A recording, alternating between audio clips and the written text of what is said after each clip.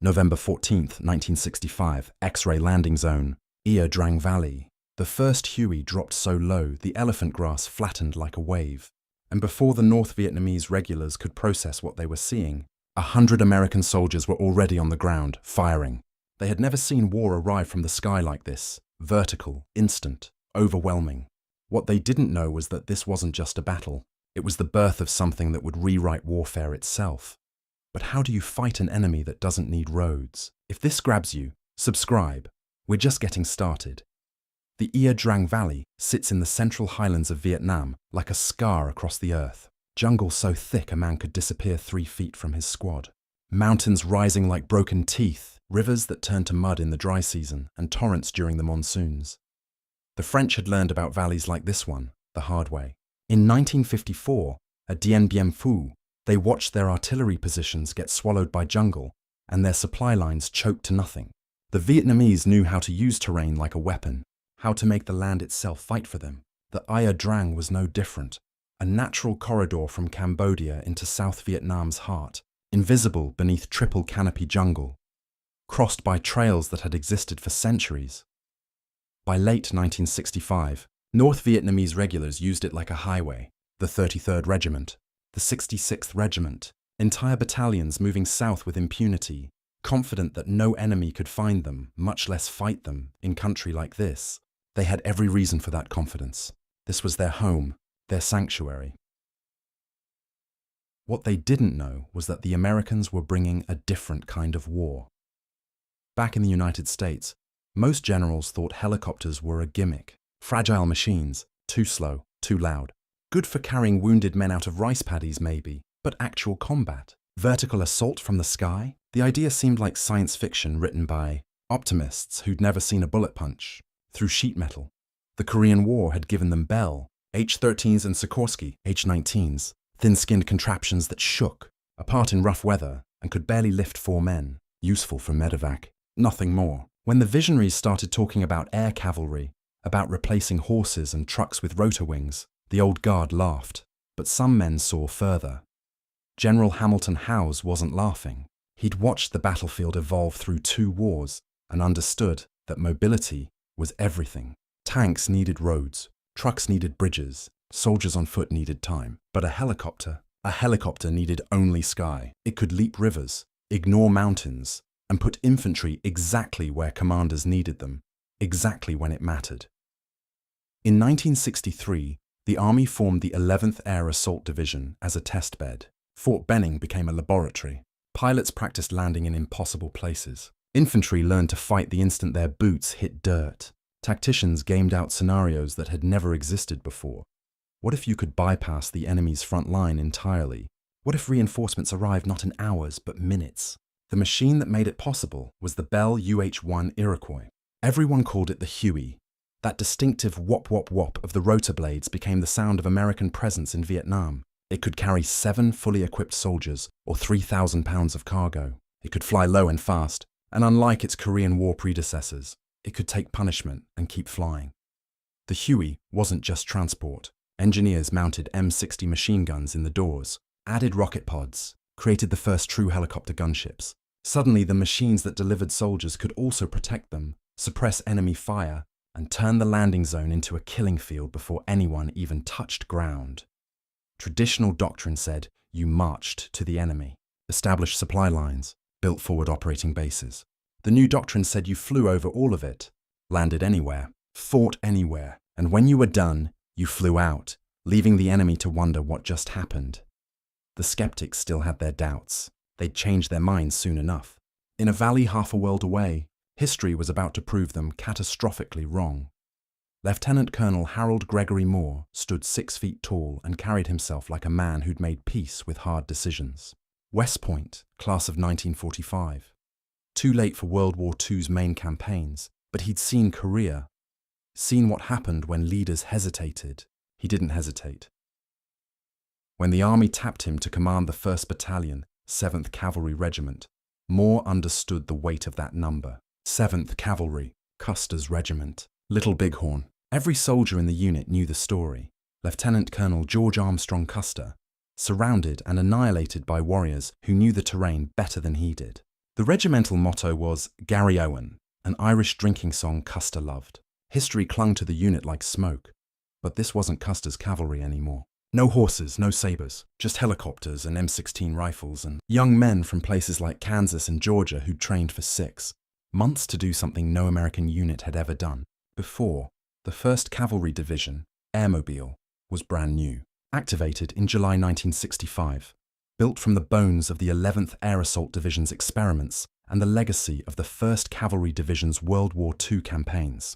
The patch showed a black horse's head on a yellow shield, but the real horses now had rotors. 434 helicopters assigned to a single division, an entire aviation group, the largest concentration of rotary wing aircraft in military history.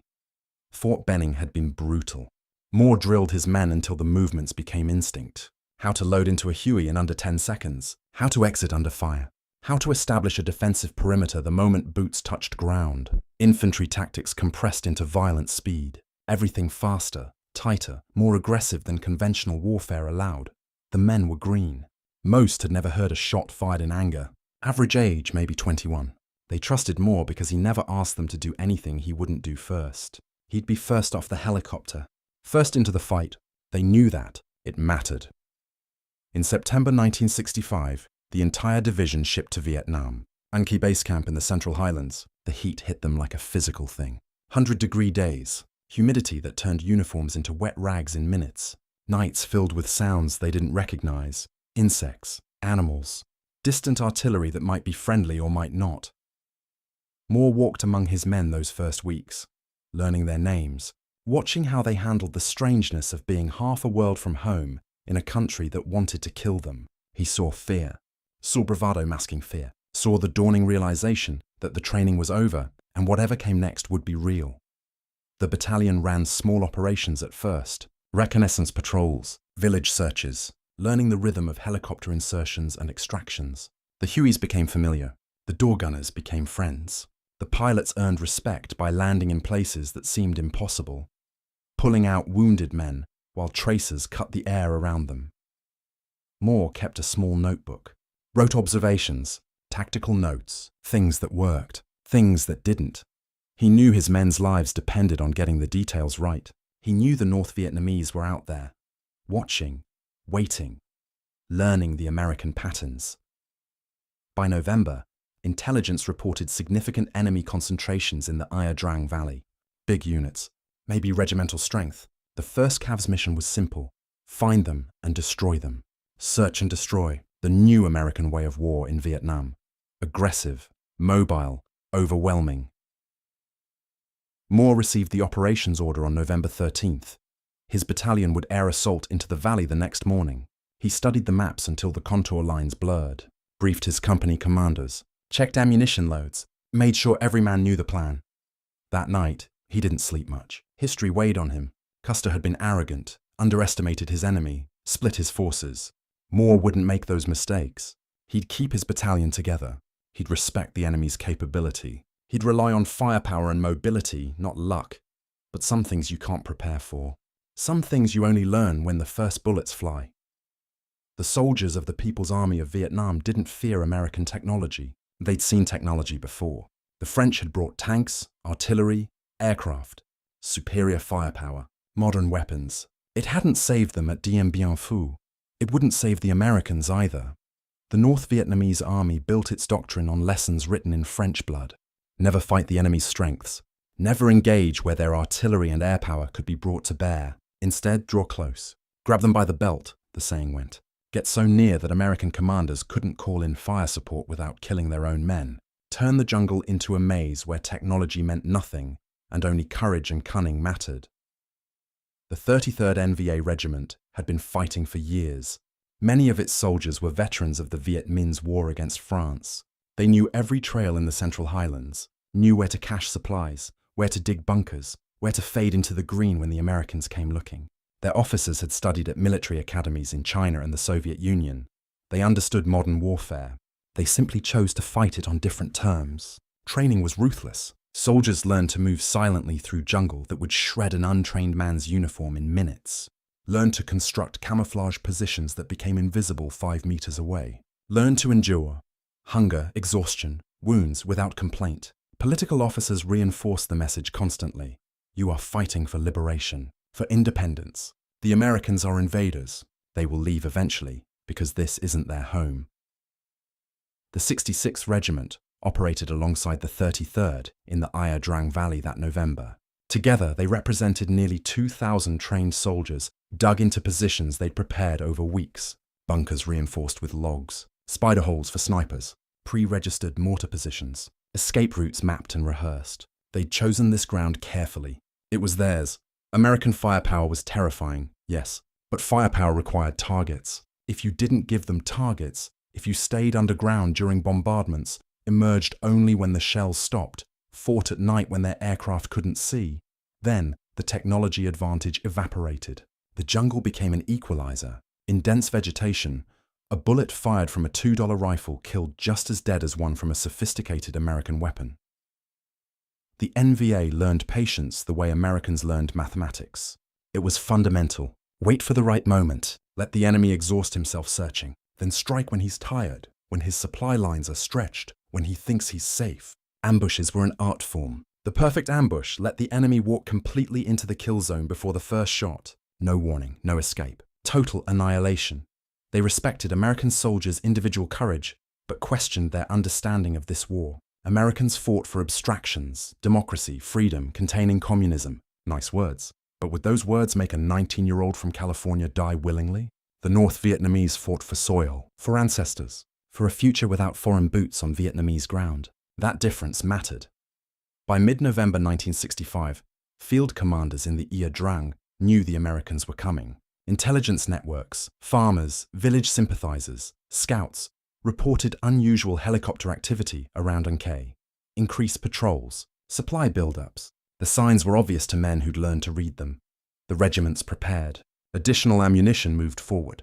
Medical stations established in cave systems. Soldiers reminded of their training. Aim low. The Americans wear body armor. Target officers and radio operators first. Shoot the helicopters if you can. The machines are fragile despite their noise. And above all, close the distance. Make it a knife fight where technology can't help them. Some commanders worried about the helicopters. This vertical assault doctrine was new. The French had never deployed forces like this. How do you ambush an enemy who can land anywhere? How do you cut supply lines that fly overhead? The questions had no tested answers yet, but the jungle was still the jungle. And the jungle, they knew, always won in the end. It had swallowed Chinese armies centuries ago. It had broken the French a decade earlier. It would devour the Americans too. Helicopters or no helicopters, they watched the sky and waited, confident, patient, ready. What? They couldn't have known, what no military in history had experienced yet, was what happened when firepower married with perfect mobility, when an enemy could be everywhere at once, when the sky itself became a weapon. The intelligence briefing painted a simple picture. Small enemy units in the Ia Drang Valley, maybe a company, possibly a battalion if they were unlucky. Standard search and destroy mission. Air assault in, sweep the area, engage any enemy forces encountered, extract before dark. Nothing the 1st Battalion, 7th Cavalry hadn't trained for 100 times.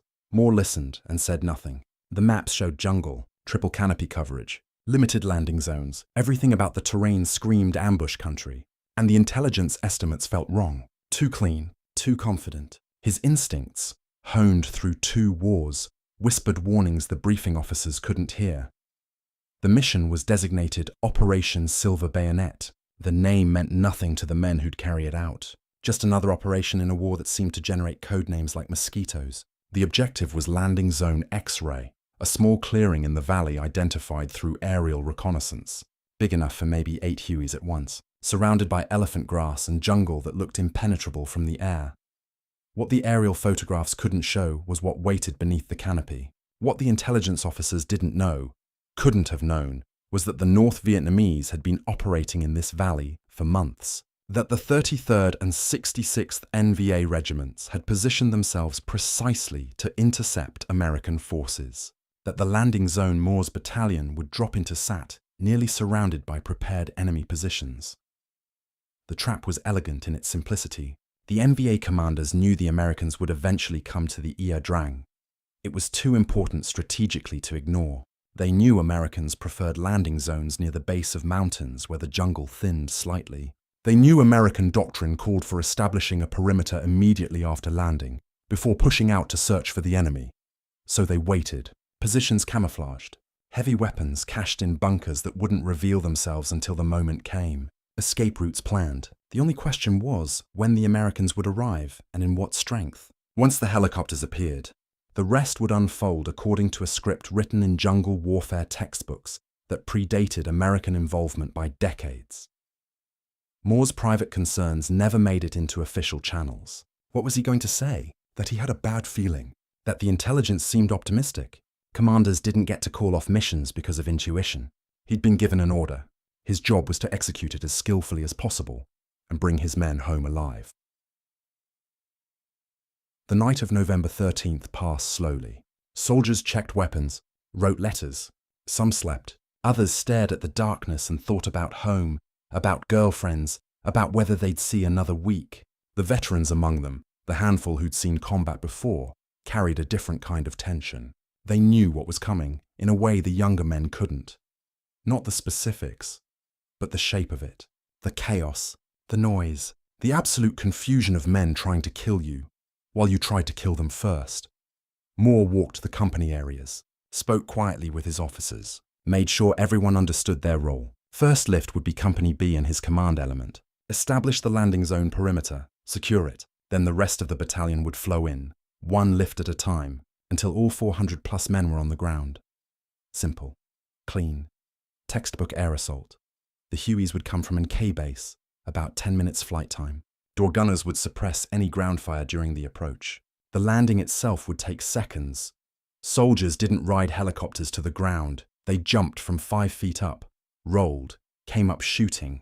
Speed was everything. Hesitation got people killed. Across the valley, NVA soldiers performed their own final preparations. Checked ammunition loads, ensured firing positions had clear fields of fire, reminded each other of the plan, let the first wave land. Let them think they're secure. Then, when enough Americans had committed to the fight, close the trap, encircle them, destroy them the way Custer's cavalry had been destroyed 90 years earlier. Neither side fully understood what the next morning would bring. The Americans didn't know they were landing practically on top of a regimental-sized force. The North Vietnamese didn't comprehend how quickly the Americans could reinforce, resupply, and bring devastating firepower to bear. Dawn came fast in the highlands. By 10 o'clock, the temperature was already climbing toward 90 degrees. The sky was clear, perfect flying weather. Moore boarded the lead Huey at 10:30 hours. The turbine whined.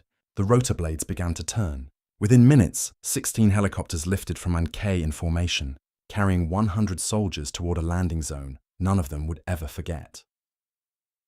The war everyone had been training for was about to become brutally, irrevocably real. The Hueys came in low and fast. 16 machines in tight formation, their rotors beating the air into submission. Inside, soldiers gripped their rifles and watched the ground rush up through the open doors. Some prayed, some cursed. Most just breathed and waited for the moment when everything would change. 48 hours. November 14th, 1965. The lead helicopters flared over landing zone X-ray. Rotor wash flattening the elephant grass in violent circles. Before the skids touched earth, soldiers were jumping, 5 feet down, knees bent, weapons ready. Moore hit the ground first, exactly as he'd promised. His radio operator landed beside him. Company B poured out of the Hueys in a rehearsed flood of controlled chaos. For maybe 10 seconds, there was only the thunder of helicopters and the thump of boots on hard ground. Then the jungle exploded. Muzzle flashes erupted from the tree line 200 meters away. AK-47 rounds cracked through the air with that distinctive sharp snap that meant someone was shooting at you specifically. The door gunners opened up immediately. M60 machine guns raking the vegetation, brass casings tumbling through the air in glittering arcs. The Hueys lifted as fast as they'd descended, pilots pushing their machines hard, climbing away from the kill zone while rounds punched through thin aluminum skin. One helicopter shuddered mid-climb, smoke trailing from the engine cowling, but it kept flying. They all kept flying. Within 30 seconds, the LZ was empty of aircraft and full of Americans trying very hard not to die. Moore hit the dirt and assessed. Contact from the west, heavy, automatic weapons, maybe a company's worth. His men were spreading out, establishing a perimeter exactly as trained. returning fire into jungle they couldn't see through. The initial shock was wearing off, training was taking over. Good. But this wasn't the light resistance intelligence had promised. This was planned, prepared. The NVA had been waiting. A soldier 20 feet away jerked backward, his helmet spinning off, and collapsed without a sound. Another screamed and grabbed his leg. The medic was already moving, crawling through the grass, pulling the wounded man toward cover that didn't exist in the open landing zone. The radio crackled. More Hueys inbound with the second lift. Moore's artillery liaison was calling in fire missions, trying to get 105 Mittel howitzer shells into the jungle, where the enemy muzzle flashes bloomed like deadly flowers. The forward air controller was talking to fighter bombers circling overhead, preparing to bring napalm and bombs to bear. But first, they needed to survive the next 5 minutes. Company B's commander, Captain John Herron, had his men establishing defensive positions along the western edge of the LZ. They were taking fire from multiple directions now. North, west, south. The enemy was closing in, using the jungle as cover, appearing just long enough to fire a burst, then melting back into the green. The second wave of helicopters appeared, and Moore watched them descend into what had become a very hot landing zone. Door gunners fired continuously. The pilots held their approach even as tracers reached up toward them like fingers. The Hueys touched down for seconds, just long enough for soldiers to jump, then climbed away hard. More Americans on the ground, more firepower. The perimeter was expanding, solidifying, but so was the enemy pressure. An NVA soldier broke from the jungle 50 meters away, running toward the American position with an AK-47 and what looked like suicidal courage. 3 M16s cut him down before he made it 10 steps. But behind him, more muzzle flashes, more incoming fire. The North Vietnamese were testing the perimeter, looking for weak points, trying to understand what they were facing. Moore established his command post behind a small termite mound, the only cover in the entire clearing. His radio operators set up the PRC-25 radios, one for the battalion net, one for artillery, one for air support. Information flowed in from all directions. Enemy contact here, casualties there, ammunition status. The fog of war descended like actual fog, confusing and disorienting and absolutely real. By 1100 hours, less than 15 minutes after the first helicopter touched down, Moore understood the situation clearly. They'd landed in the middle of a hornet's nest. The enemy wasn't a company, probably not even a battalion. This felt like regiment-strength opposition. Maybe more, and the battle had only just begun. The third wave of Hueys was inbound. Company A arriving now, the cycle continuing. The air assault doctrine functioning exactly as designed, soldiers flowing into the fight faster than the enemy could react, building combat power from nothing in minutes instead of hours. But the NVA had their own plan, and they were executing it with terrifying patience. The Americans had taken the bait. Now the trap would close. Moore keyed his radio and spoke calmly into the handset, his voice betraying none of the ice water running through his veins. All stations, this is X-Ray 6. We are heavily engaged. Prepare for sustained combat. Out. Around him, the sky filled with helicopters and the jungle filled with bullets. History was being written in blood and cordite, and the determined courage of men who'd never imagined war could be this loud, this fast, this absolutely unforgiving. The helicopters kept coming, wave after wave. The sky over X-Ray became a carousel of Hueys, some descending with fresh troops and ammunition, others climbing out with wounded strapped to their skids. The cycle never stopped. It couldn't stop. Everything depended on maintaining that flow of men and material into the battle. This was the doctrine made real. Vertical envelopment, air mobility. The theorists had promised it would revolutionize warfare, and now, under fire, with bullets snapping through rotor blades and soldiers bleeding into the red dirt, the promise was being tested against the oldest laboratory in existence, actual combat. The pilots were magnificent. They flew into landing zones that were nothing but open killing grounds, held their machines steady while soldiers jumped, then climbed away through curtains of enemy fire. Some Hueys took dozens of hits. Hydraulic fluid leaked, engines sputtered. Metal panels peeled away like skin, but they kept flying. The pilots knew that every trip meant lives, either saved by bringing reinforcements or lost by failing to evacuate the wounded. Chief Warrant Officer Ed Freeman made trip after trip, his Huey loaded with ammunition crates and water cans on the way in, wounded men on the way out, Other pilots watched their fuel gauges and ammunition counters, calculating risks in real time, pushing their machines and themselves to limits the manufacturers never imagined. When a Huey did go down, and some did, other pilots noted the position and kept flying. Rescue would come later. The mission was now. The North Vietnamese watched this aerial ballet with growing frustration. They'd never seen anything like it. During the war against France, reinforcements meant columns of trucks on roads that could be ambushed. Supply lines could be cut. Isolated units could be strangled. But this? How do you cut a supply line that exists only in three-dimensional space? How do you isolate a force that can be reinforced from the sky in minutes? NVA gunners tried. They positioned heavy machine guns near the landing zone and opened up on the Hueys during their most vulnerable moments, the approach and departure. Some rounds found their marks. A pilot slumped over his controls. A door gunner stopped shooting and fell backward into the cabin. Tail rotors shattered. Hydraulic systems failed. But the mathematics were brutal for the NVA. For every helicopter they damaged or destroyed, 10 more kept flying. The Americans could sustain losses that would have broken a conventional operation. The doctrine had redundancy built into its bones. Lose one Huey, launch another. Lose a pilot, another was already spinning up his turbines. By noon, Moore had 3 companies on the ground, nearly 300 soldiers. The perimeter was established. Ammunition stockpiles were growing despite constant expenditure. The wounded were being evacuated faster than they accumulated, and more troops were still coming.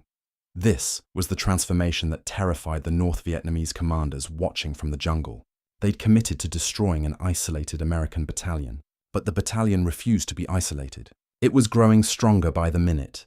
Fed by a lifeline the NVA had no doctrine to sever. The contrast couldn't have been starker. NVA soldiers carried everything they needed on their backs: ammunition, food, water, medical supplies. When they ran low, there was no resupply. They rationed. They improvised. They made do. That was the reality of jungle warfare, as they'd always known it. But Moore's soldiers had water delivered by helicopter. Ammunition arrived in wooden crates lowered from hovering Hueys. Medical supplies came in on every lift. Casualties went out on every lift. The Americans were fighting an industrial war in the middle of a jungle, and the helicopters were the factory floor. The medevac flights were particularly devastating to NVA morale. They watched American soldiers, men they'd shot, men who should have been left to die, or slow their comrades, lifted out of the battle and flown to field hospitals in minutes. Every wounded American who lived to fight another day was a testament to a kind of warfare the North Vietnamese couldn't match.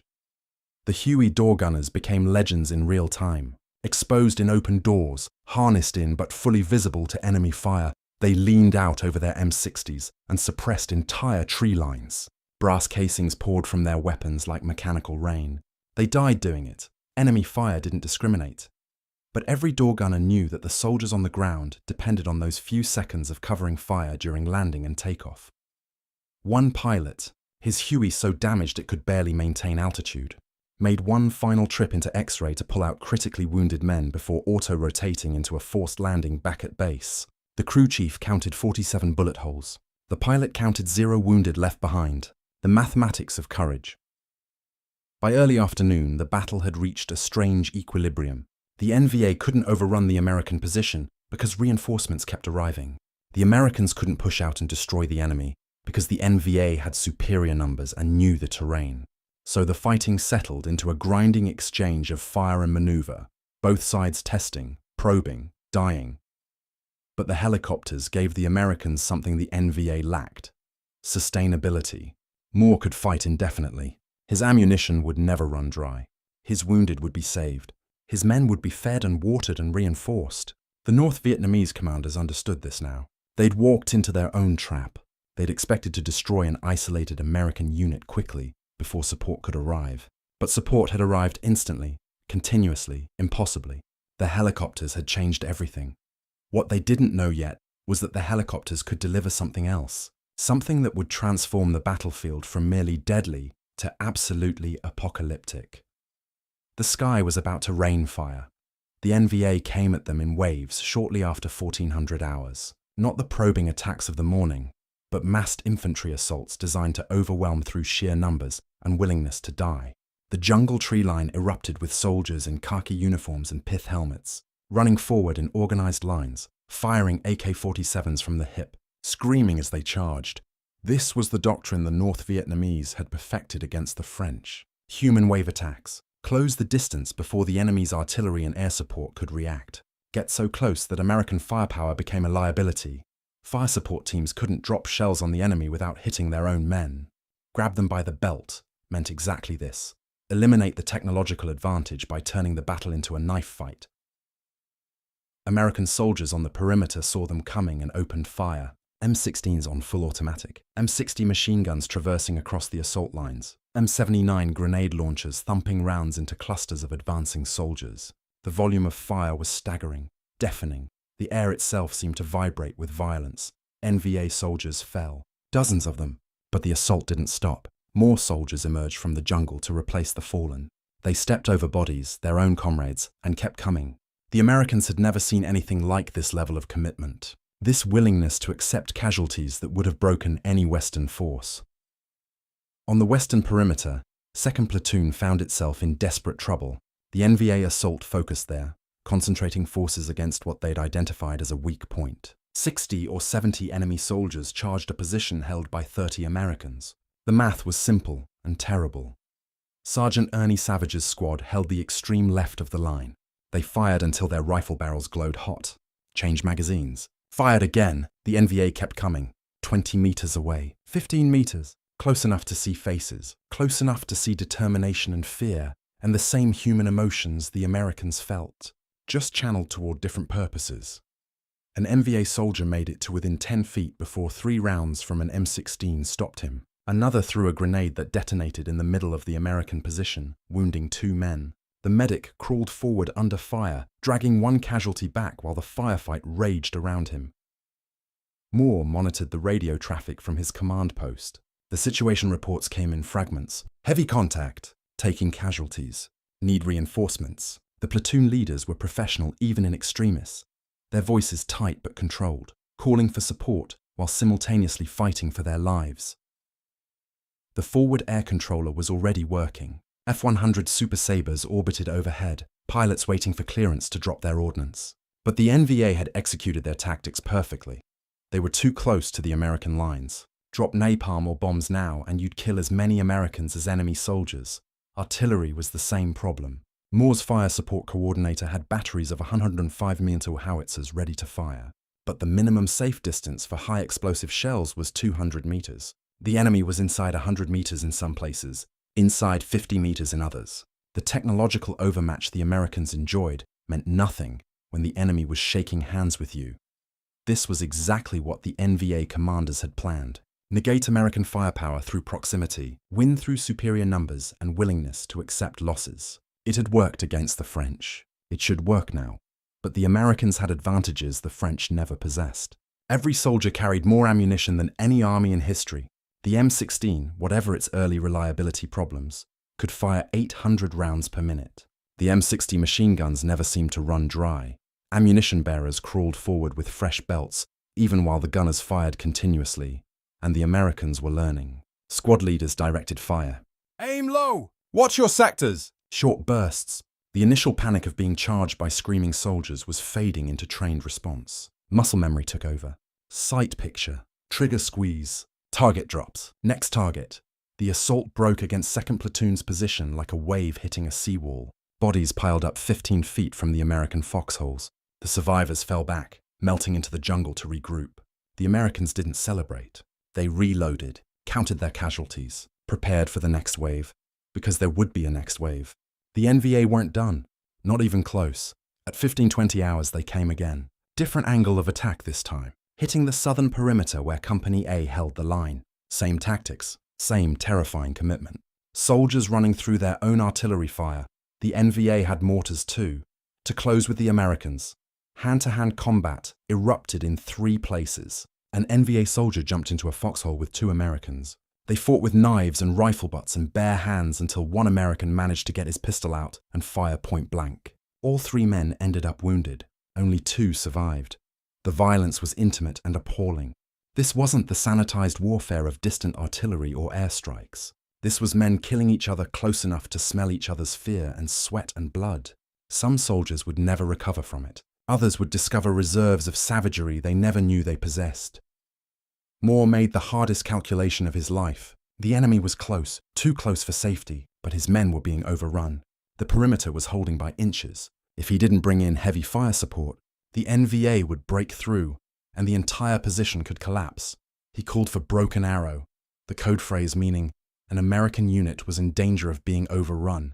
Every available aircraft in theater would respond. Every artillery battery would fire. The rules about minimum safe distances would be suspended. Fire support would come in danger close. Men would die from friendly fire, but more men would die without it. The sky answered. F-100s rolled in hot, dropping napalm canisters that tumbled end over end before exploding into walls of flame 100 meters from American positions. The heat was felt even inside the perimeter. The screaming from the jungle was worse than the explosions. Artillery shells rained down in a continuous thunder.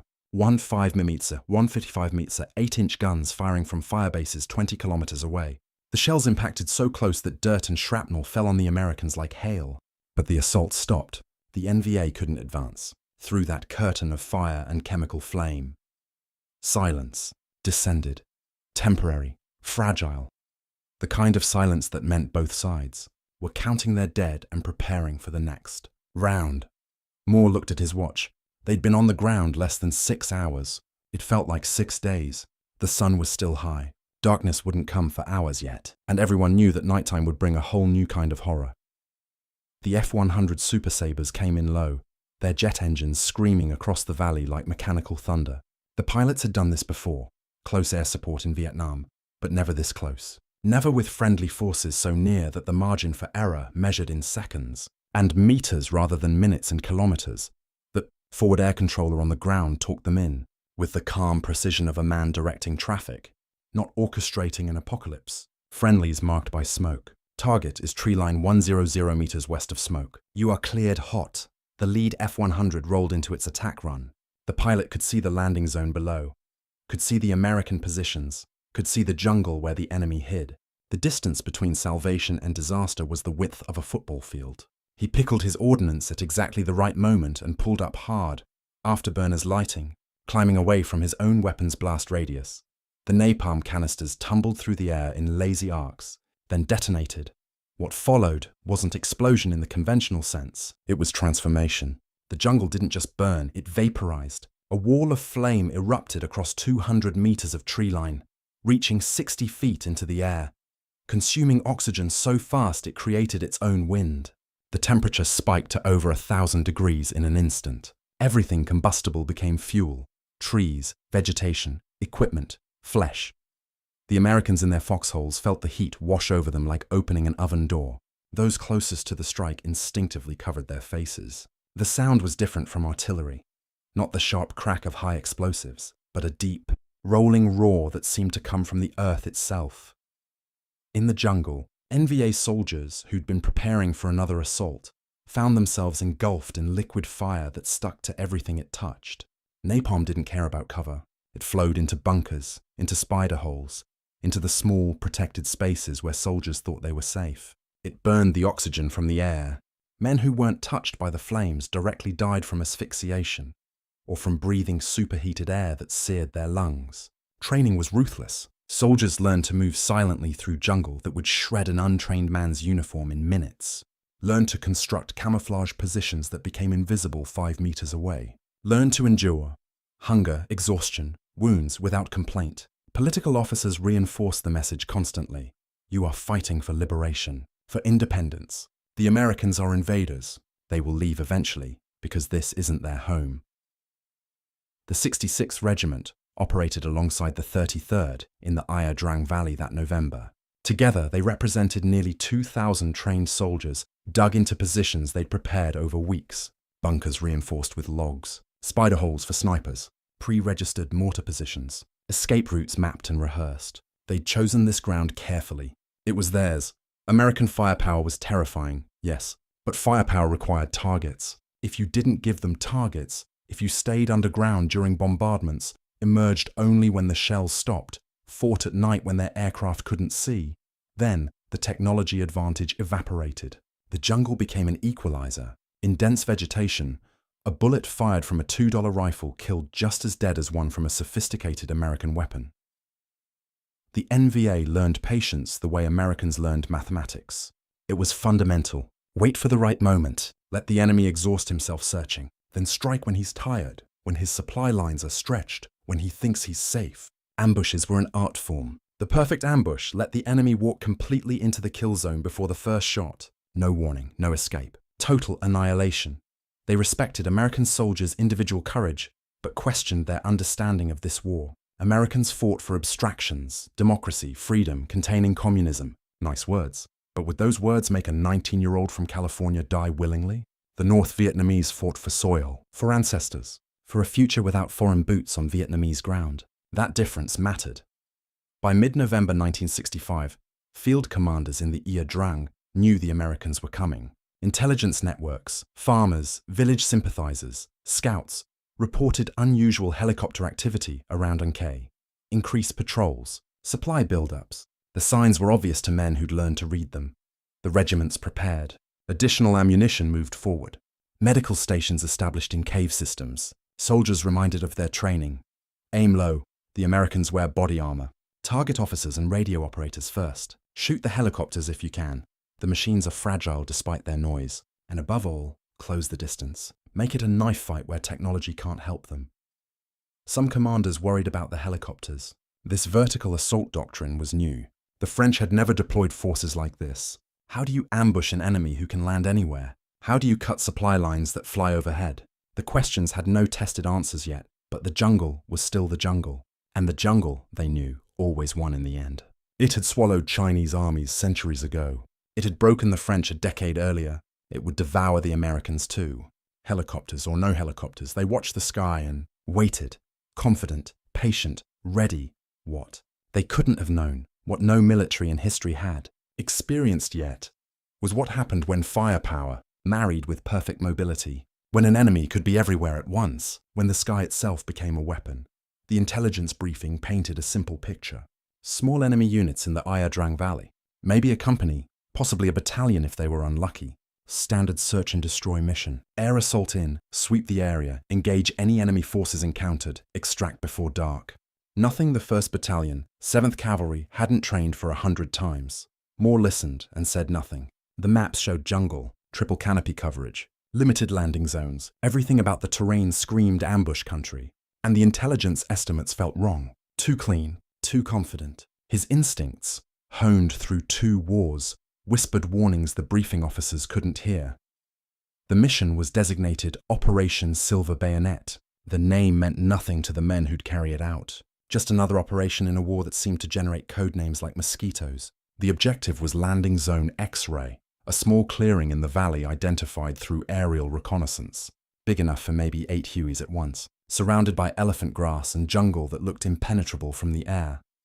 What the aerial photographs couldn't show was what waited beneath the canopy. What the intelligence officers didn't know, couldn't have known, was that the North Vietnamese had been operating in this valley for months. That the 33rd and 66th NVA regiments had positioned themselves precisely to intercept American forces. That the landing zone Moore's battalion would drop into Sat, nearly surrounded by prepared enemy positions. The trap was elegant in its simplicity. The NVA commanders knew the Americans would eventually come to the Ia Drang. It was too important strategically to ignore. They knew Americans preferred landing zones near the base of mountains where the jungle thinned slightly. They knew American doctrine called for establishing a perimeter immediately after landing, before pushing out to search for the enemy. So they waited, positions camouflaged, heavy weapons cached in bunkers that wouldn't reveal themselves until the moment came. Escape routes planned. The only question was when the Americans would arrive and in what strength. Once the helicopters appeared, the rest would unfold according to a script written in jungle warfare textbooks that predated American involvement by decades. Moore's private concerns never made it into official channels. What was he going to say? That he had a bad feeling? That the intelligence seemed optimistic? Commanders didn't get to call off missions because of intuition. He'd been given an order. His job was to execute it as skillfully as possible and bring his men home alive. The night of November 13th passed slowly. Soldiers checked weapons, wrote letters. Some slept, Others stared at the darkness and thought about home, about girlfriends, about whether they'd see another week. The veterans among them, the handful who'd seen combat before, carried a different kind of tension. They knew what was coming in a way the younger men couldn't. Not the specifics, but the shape of it. The chaos, the noise, the absolute confusion of men trying to kill you, while you tried to kill them first. Moore walked the company areas, spoke quietly with his officers, made sure everyone understood their role. First lift would be Company B and his command element. Establish the landing zone perimeter, secure it. Then the rest of the battalion would flow in, one lift at a time, until all 400+ men were on the ground. Simple. Clean. Textbook air assault. The Hueys would come from NK base, about 10 minutes flight time. Door gunners would suppress any ground fire during the approach. The landing itself would take seconds.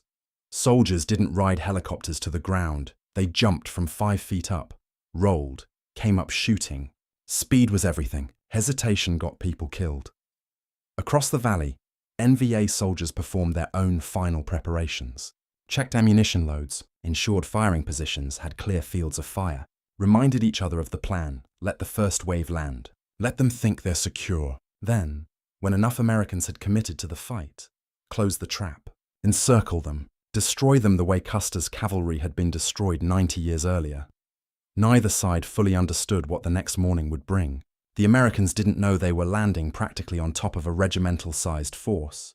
The North Vietnamese didn't comprehend how quickly the Americans could reinforce, resupply, and bring devastating firepower to bear. Dawn came fast in the Highlands. By 10 o'clock, the temperature was already climbing toward 90 degrees. The sky was clear, perfect flying weather. Moore boarded the lead Huey at 10:30 hours. The turbine whined. The rotor blades began to turn. Within minutes, 16 helicopters lifted from NK in formation, carrying 100 soldiers toward a landing zone none of them would ever forget. The war everyone had been training for was about to become brutally, irrevocably real. The Hueys came in low and fast, 16 machines in tight formation, their rotors beating the air into submission. Inside, soldiers gripped their rifles and watched the ground rush up through the open doors. Some prayed, some cursed. Most just breathed and waited for the moment when everything would change. 48 hours. November 14th, 1965. The lead helicopters flared over landing zone X-ray, rotor wash flattening the elephant grass in violent circles. Before the skids touched earth, soldiers were jumping, 5 feet down, knees bent, weapons ready. Moore hit the ground first, exactly as he'd promised. His radio operator landed beside him. Company B poured out of the Hueys in a rehearsed flood of controlled chaos. For maybe 10 seconds, there was only the thunder of helicopters and the thump of boots on hard ground. Then the jungle exploded. Muzzle flashes erupted from the tree line 200 meters away. AK-47 rounds cracked through the air with that distinctive sharp snap that meant someone was shooting at you specifically. The door gunners opened up immediately. M60 machine guns raking the vegetation, brass casings tumbling through the air in glittering arcs. The firefight lasted 10 minutes. Artillery crashed down on the enemy's rear areas. Flares turned night into stuttering daylight. M60 machine guns fired in long bursts that burned through ammunition but broke the assault. When silence returned, the Americans counted 6 enemy bodies tangled in the wire at the perimeter's edge. Their own casualties, 2 wounded, none killed. Small victories measured in who went home. Moore checked his watch. 02 hours, 3 hours until dawn. Longest 3 hours of his life, and he'd lived through 2 wars already. He wondered if the NVA commanders were watching the same clock, planning one final massive assault in the hour before first light, when American soldiers would be at their most exhausted. He called his artillery liaison. "I want continuous fires around the perimeter. Don't stop until dawn. I don't care how many shells it takes," the guns responded. For the next 3 hours, the jungle erupted with explosions every 30 seconds. Nothing elaborate, just high explosive rounds dropped in a protective ring around X-ray. Any NVA attempting to mass for an attack would have to do it under constant bombardment. The soldiers on the perimeter listened to the artillery with grim satisfaction. Every explosion out there was an explosion not in here. Every enemy soldier killed by artillery was one they didn't have to face with rifles. The mathematics of survival. At 0400 hours, with dawn still an hour away, a strange calm settled over the battlefield. The artillery continued its mechanical rhythm. The flares kept rising and falling. But the NVA attacks stopped. The probes ceased. The jungle grew quiet in a way it hadn't been all night. Moore didn't trust the quiet. Neither did his soldiers. They'd learned that silence in Vietnam meant nothing, meant the enemy was repositioning, meant something worse was coming, meant you kept your finger near the trigger and your eyes on the darkness, and you didn't relax for even a second. But the darkness was ending. The sky to the east showed the first hints of grey. Not light yet, but the promise of light. The end of the longest night. Moore stood and stretched, his back aching from hours of tension. He looked at the exhausted faces around him, soldiers who'd aged years in a single night. They'd held, they'd survived, and in a few minutes, the sun would rise over landing zone X-ray, and the war would continue. But they'd made it through the night. In this place, at this time, that was victory enough. Dawn broke over X-ray with the subtlety of a curtain rising on a stage. One moment darkness, the next, a grey wash of light that revealed the true scope of the previous day's violence. The perimeter was littered with spent brass casings that glinted like fool's gold in the early light. Smoke from artillery strikes hung in the air like fog. The bodies, American and North Vietnamese, lay where they'd fallen. Moore surveyed the battlefield and made his assessment. They'd survived the night, held the perimeter, inflicted heavy casualties on the enemy. But this wasn't over. Not even close. Intelligence estimates now put enemy strength at 2 full regiments, perhaps 1,500 soldiers. Against his 400, the mathematics remained brutal. The Hueys started arriving at first light. November 15th would see the battle expand into something unprecedented. A full brigade air assault into an active combat zone. What had started as a single battalion operation was becoming the largest helicopter assault in history. The 2nd Battalion of the 7th Cavalry began landing at 0730 hours. Lieutenant Colonel Robert McDade's men poured out of the helicopters into a landing zone that looked like a moonscape. Shell craters, burned vegetation, the detritus of industrial warfare scattered across red dirt. They established positions on the northern edge of the perimeter, expanding Moore's defensive line. Then came the 2nd Battalion, 5th Cavalry. More Hueys, more soldiers. The sky over X-ray became a highway of helicopters. Some inbound with troops, others outbound with wounded, still others circling overhead providing gunship support. The coordination was magnificent, controlled chaos that somehow never descended into actual chaos. By 0900 hours, Moore commanded not a battalion, but a brigade. Over 1,000 American soldiers on the ground. Artillery batteries had been lifted in. 150 howitzers carried beneath Chinook helicopters, assembled, and registered on targets around the perimeter. The Americans weren't just defending anymore, they were building combat power. The NVA watched this transformation with growing alarm. Their commanders had committed to destroying an isolated American battalion. But the battalion had become a brigade. The landing zone they'd surrounded had become a fortified position. The Americans' vulnerable supply line, which didn't exist in the traditional sense, continued to function flawlessly, despite everything the NVA threw at it. This was the nightmare scenario for North Vietnamese doctrine. An enemy that could concentrate overwhelming force anywhere, anytime, sustained by aerial logistics that couldn't be interdicted. The jungle's traditional advantages were evaporating. The Americans were simply too mobile, too well supplied, too capable of calling down devastating firepower to be fought using conventional guerrilla tactics. But the NVA weren't ready to concede. The 33rd Regiment remained largely intact. The 66th had taken heavy casualties, but was still combat effective. And reinforcements were available. The 32nd Regiment was moving toward the valley. The battle was expanding for both sides. The helicopter traffic remained constant through the morning. Ammunition resupply, water, medical supplies, replacement soldiers for units that had taken casualties. The Hueys landed, unloaded, loaded wounded, and departed in cycles measured in minutes. Some pilots were flying their 6th or 7th sortie of the day. They'd land, shut down long enough to refuel, then launch again. The contrast with the NVA situation couldn't have been starker. North Vietnamese soldiers were running low on ammunition. Their wounded lay in jungle aid stations with limited medical care. Their supply lines, actual trails through the jungle, were being hammered by American artillery. Every resupply effort required porters carrying loads on their backs for miles through terrain that was actively hostile. Moore established a new command post with better communications.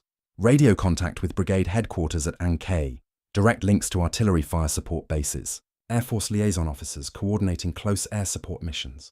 The American talent for logistics and coordination was transforming X-ray from a desperate perimeter defense into a combined arms operation. The perimeter expanded throughout the day. Companies pushed out from the landing zone, clearing the jungle, establishing stronger defensive positions. They found the evidence of the previous day's fighting: enemy dead in spider holes, abandoned weapons, blood trails leading deeper into the jungle. They also found prepared positions that hadn't been used yet. The NVA had planned for a longer battle than even the Americans expected. At 1100 hours, a patrol from the 2nd Battalion, 5th Cavalry, made contact with NVA forces 800 meters north of X-ray. A sharp firefight erupted. The Americans called for artillery support. Within 3 minutes, 105mm shells were impacting on the enemy position. The NVA withdrew, leaving behind more bodies and evidence of their presence. This became the pattern for November 15th. American units pushing out, making contact, calling in overwhelming fire support, then advancing through the wreckage. The NVA fought back, but they were fighting a different kind of battle now. Not the intimate violence of the previous day, but a grinding exchange where American firepower made the difference. By afternoon, Moore received new orders. His battalion would be relieved in place. Fresh units would take over the X-ray perimeter. He and his men would be extracted, flown back to An Khe, given time to rest and refit. They'd earned it. They'd done what they came to do, found the enemy, fixed them in place, and destroyed them with combined arms firepower. But the battle wasn't over. Not for the valley. Not for the war. Other units would continue the fight. The helicopters would keep flying. The doctrine would keep evolving. And somewhere in the jungle, NVA commanders were learning lessons they'd apply in future battles. The transformation was complete. What had started as a test of air assault doctrine had become proof of concept. The helicopters worked. The tactics worked. The Americans could land anywhere, fight anyone, and sustain themselves indefinitely through aerial logistics. The North Vietnamese had learned something too. They'd learned that this war wouldn't be won through conventional military victory. The Americans were too strong, too mobile, too capable. Different tactics would be needed, different strategies, different timelines measured in years, not days. As the sun set on November 15th, the helicopters continued their endless cycles. The war machine ran on, indifferent to human cost, driven by doctrine and determination, and the simple fact that both sides believed they were right. History was being written in the Ia Drang Valley. Both sides were writing it. Neither yet understood what story they were telling. 2nd Platoon, C Company had pushed too far. That's what the after-action reports would say. But in the moment, on the afternoon of November 14th, they were just following orders. Advance to the creek bed, establish a blocking position, prevent NVA forces from flanking the main perimeter. Standard infantry tactics. Simple mission. Lieutenant Henry Herrick led 27 men into the jungle northwest of X-ray. They moved carefully, weapons ready, eyes scanning the vegetation for any sign of the enemy. The jungle was thick here. Triple canopy that reduced visibility to meters instead of hundreds of meters. Every step forward took them farther from support. At 13:20 hours, they walked into hell. The NVA had been waiting. Not just a squad or a platoon, but perhaps an entire company positioned in a horseshoe ambush. The first burst of AK-47 fire cut down the point man instantly. Then the jungle erupted from 3 sides. Automatic weapons, grenades, mortar rounds. The volume of fire was overwhelming. Herrick's men went to ground immediately, returning fire, trying to identify targets in vegetation so dense they could barely see 10 feet. But they were surrounded, cut off. The radio operator called for help, his voice tight but professional, even as bullets snapped through the air around him. Moore heard the distress call at the command post. 2nd Platoon in heavy contact, taking casualties, surrounded. He immediately ordered reinforcements. Another platoon from C Company pushed forward to link up with Herrick's men. They made it maybe 100 meters before running into their own ambush. The NVA had anticipated the rescue attempt and positioned forces to stop it. Now 2 American units were in trouble, separated by 200 meters of jungle that might as well have been 200 miles. The terrain was too dense for armored vehicles, too dangerous for helicopters to land. The only way to reach Herrick's platoon was on foot, through enemy fire, against an enemy that knew the ground and had planned for exactly this scenario. Herrick's men fought with desperate courage. Sergeant Ernie Savage took command when Herrick was killed in the first minutes of the fight. He organized the defense, directed fire, called in artillery danger close, so close that American shells landed within 50 meters of their position. The concussion knocked men down. Shrapnel wounded several, but it also kept the NVA from overrunning them completely. The platoon's perimeter shrank throughout the afternoon. 27 men became 22, then 18. The wounded couldn't be evacuated. The dead couldn't be moved. Everyone just fought from whatever cover they could find. Fallen logs, small depressions in the ground, behind the bodies of their own comrades. Ammunition became critical. Soldiers were down to their last magazines. The M60 gunner fired in short bursts, conserving ammunition, making every round count. When he was killed, another soldier took over the gun. When that soldier was hit, a third picked it up.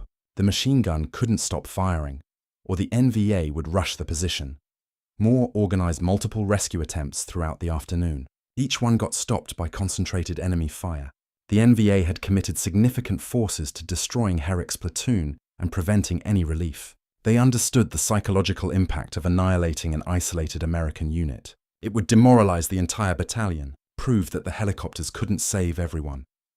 As darkness fell, Savage and his remaining men, now down to 12 effectives, knew they were on their own for the night. No rescue was coming in darkness through that jungle.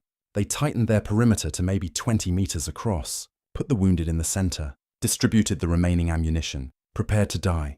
The night was worse than the day. NVA soldiers probed constantly, trying to locate the exact position of the Americans, preparing for a final assault. Savage's men fired at sounds, at shadows, at anything that moved. Their ammunition dwindled to almost nothing. Some soldiers were down to a single magazine. At 0300 hours, the NVA launched a determined attack. They came from all sides, firing and throwing grenades. The Americans fought with rifles, pistols, grenades, and finally with knives and entrenching tools. It was hand-to-hand combat in darkness, primal, savage, terrifying. Men killed each other at arm's length, grappling in the dirt, fighting for survival with animal desperation.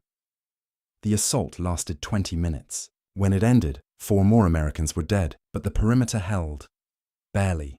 The surviving soldiers, now 8, were out of ammunition. They collected weapons and ammunition from the dead, both American and NVA. They prepared for the next attack that would surely come, but it didn't come. The NVA withdrew as dawn approached. Perhaps they'd taken too many casualties themselves. Perhaps they heard the artillery preparing to fire at first light. Perhaps they simply decided that destroying 8 Americans wasn't worth losing more of their own men. When rescue finally reached Savage's position, at 0630 hours on November 15th, they found 8 survivors and 19 dead. The small clearing was carpeted with brass casings and blood. Enemy bodies lay piled where they'd fallen during the final assault. The smell of cordite and death hung thick in the morning air. Savage, wounded twice, stood to meet the rescue force. He saluted, gave a brief report, then collapsed. The medics worked on him and the other survivors, while Graves registration personnel began the grim task of recovering the dead. Moore visited the site later that morning, looked at the positions his men had defended, saw the evidence of incredible courage under impossible circumstances. 2nd Platoon had been cut off, surrounded, nearly out of ammunition, but they'd held. They'd survived. But the cost was written in the faces of the survivors and the ponchos covering the dead. 19 men who'd been alive 24 hours earlier. 19 families who had received telegrams. 19 futures that ended in a jungle clearing most Americans couldn't find on a map. The lesson was clear and brutal. Air mobility gave unprecedented tactical flexibility, but it didn't make soldiers invincible. It didn't guarantee rescue. It didn't change the fundamental reality that war meant young men dying far from home, in confusion and pain and fear. Moore wrote the letters to the families himself. 19 letters, each one personal, each one trying to explain the unexplainable, why their son or husband or brother had died in a place called Ia Drang Valley, fighting an enemy they'd never heard of for reasons that seemed less clear every day. The letters were the hardest thing he'd ever written, harder than any tactical decision, harder than calling in artillery danger close, because tactics were impersonal. Letters were human, and humanity was the one thing this war kept trying to destroy. The North Vietnamese learned fast. By the 2nd day of fighting, their tactics had already evolved. The helicopters were the key to American success. Therefore, the helicopters had to be stopped. NVA commanders repositioned heavy machine guns, 12.7mm DSHK weapons, the communist equivalent of the American .50 caliber. They placed them in concealed positions with clear lines of sight to likely landing zones. The gunners received specific instructions: ignore the infantry, target the helicopters, aim for the engines, the tail rotors, the pilots. Make the Americans afraid to land. The first Huey went down at 09:45 hours on November 15th. A door gunner saw the tracers climbing toward them, green lines rising from the jungle like deadly fireworks. He shouted a warning. The pilots started evasive maneuvers. Too late. The heavy machine gun rounds punched through the thin aluminum skin, shredded the hydraulic lines, and killed the co-pilot instantly. The Huey auto-rotated down hard, crashed into the edge of the landing zone, and rolled onto its side. The crew chief and surviving pilot crawled out through the shattered windscreen. Infantry ran to pull them to safety, while bullets kicked up dirt around the wreckage. Another helicopter swooped in under fire to extract them. The damaged Huey sat smoking at the LZ's edge, a monument to enemy adaptation. But the helicopters kept coming, because they had to. The entire doctrine depended on maintaining the aerial lifeline. Stop flying and the isolated forces would wither, run out of ammunition, run out of medical supplies, run out of hope. So the pilots flew anyway, knowing the enemy was learning to kill them, accepting the risk because that's what the mission required. The NVA positioned anti-aircraft teams around the valley in a loose ring. They coordinated their fire, concentrating on individual helicopters rather than spreading their shooting across the formation. When a Huey appeared, 3 or 4 machine guns would open up simultaneously, creating overlapping fields of fire that the pilots couldn't evade. More helicopters were hit. Some crashed. Others limped back to base trailing smoke, their crews wounded. Their aircraft so riddled with holes, the maintenance crews wondered how they'd stayed airborne. The steady drumbeat of aerial supply began to falter slightly, not stopping but slowing. The NVA were making them pay for every trip. American doctrine adapted in real time. Gunship escorts became mandatory. UH-1C models equipped with rocket pods and miniguns. They'd fly ahead of the transport helicopters, suppressing enemy anti-aircraft positions with devastating fire. The miniguns fired 4,000 rounds per minute, literally cutting down trees and anything behind them. The rockets turned suspected machine gun positions into smoking craters. The NVA adapted to the adaptation. They learned to hold fire until the transport helicopters were committed to landing, when they were most vulnerable, and the gunships couldn't fire without hitting friendly aircraft. They learned to camouflage their positions so thoroughly that even direct overflight didn't reveal them. They learned patience, letting several helicopters pass unmolested, then opening up on a single target with concentrated fire. This tactical evolution played out over hours, not weeks. Both sides learning, adjusting, trying to gain any advantage in what had become an aerial chess match. The NVA would reveal a new tactic. The Americans would counter it. The NVA would counter the counter. Each iteration cost lives: pilots, door gunners, ground crews, soldiers waiting for supplies that might not arrive. One pilot, Warrant Officer Ed Freeman, became legendary during these missions. His call sign was "too tall to fly," a joke about his height. But there was nothing funny about his flying. He made 14 resupply runs into X-ray on November 14th alone, each one under fire, each one carrying ammunition and water in and wounded men out. When other pilots balked at the danger, Freeman volunteered. When commanders tried to ground him for excessive risk-taking, he ignored them and flew anyway. The door gunners evolved their own tactics. They learned to fire constantly during approach and departure. Not aimed fire, just suppressive bursts that made enemy gunners keep their heads down during the critical seconds. They learned to identify muzzle flashes in dense jungle and concentrate fire there. They learned to reload their M60s without looking, keeping their eyes on the jungle, their fingers working by feel and muscle memory. The NVA's anti-aircraft tactics created a problem the Americans hadn't fully anticipated. Helicopter losses threatened to outpace replacement. The 1st Cavalry Division had hundreds of helicopters, but they weren't infinite. Each Huey shot down was one less available for the next mission. The mathematics were concerning division planners even as the battle continued. But the Americans had resources the NVA couldn't match. Replacement helicopters arrived from bases across South Vietnam. Pilots from other units volunteered to fly missions in support of the surrounded troops. Maintenance crews worked around the clock, repairing battle damage. patching bullet holes, getting damaged birds back into the air within hours. The NVA had no such depth. Each heavy machine gun lost to American counterfire couldn't be quickly replaced. Ammunition for anti-aircraft weapons had to be carried hundreds of miles through jungle on human backs. The 12.7mm rounds were heavy, 3 pounds each. 1,000 rounds meant 1.5 tons of ammunition hauled over mountain trails under constant threat of American airstrikes. By November 16th, the aerial battle had reached a brutal equilibrium. The NVA could shoot down helicopters. The Americans could suppress anti-aircraft positions. Both sides could inflict losses, neither could stop the other completely. The helicopters still flew. The supplies still arrived. But the price had gone up considerably. 19 helicopters were damaged during the battle. 4 were destroyed.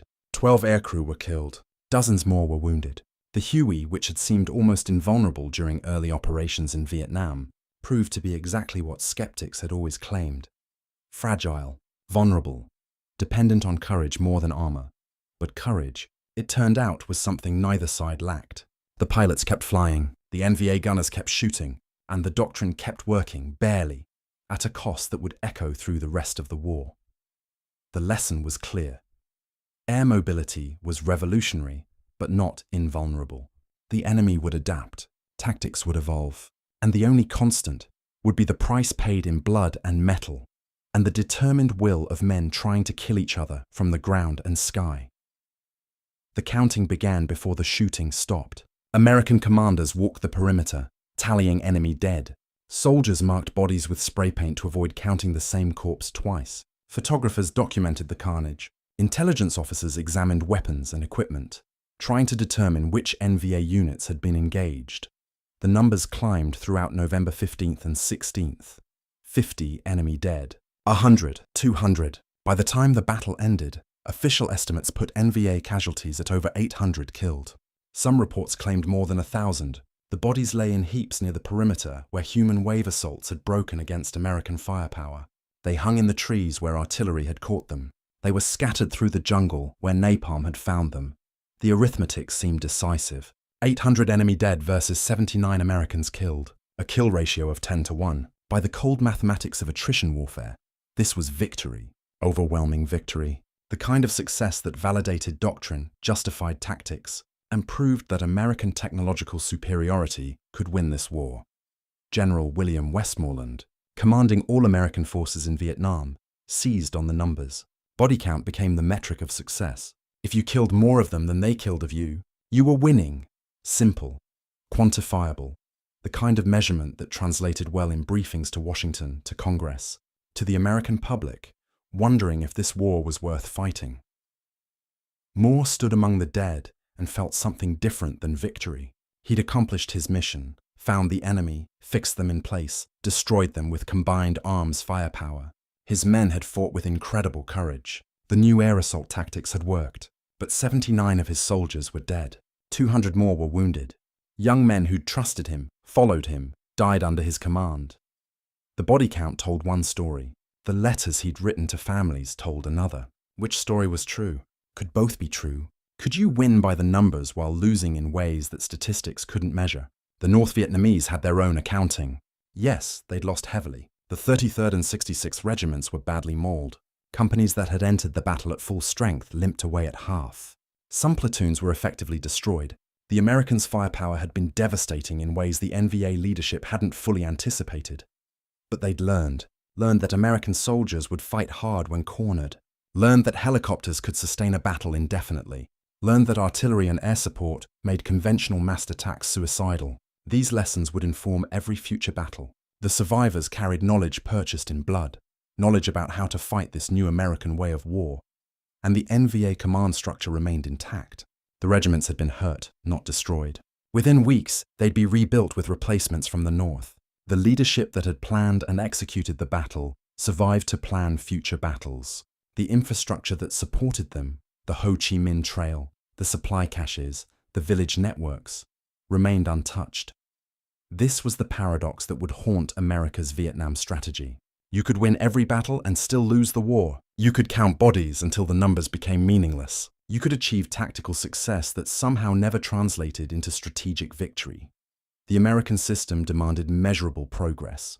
so body count became the measure, despite its obvious flaws. Units competed to report higher kill ratios. Commanders pressured subordinates for better numbers.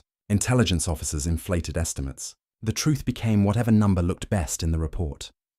At Ia Drang, the counting was relatively honest. The bodies were real. The battle had been genuine.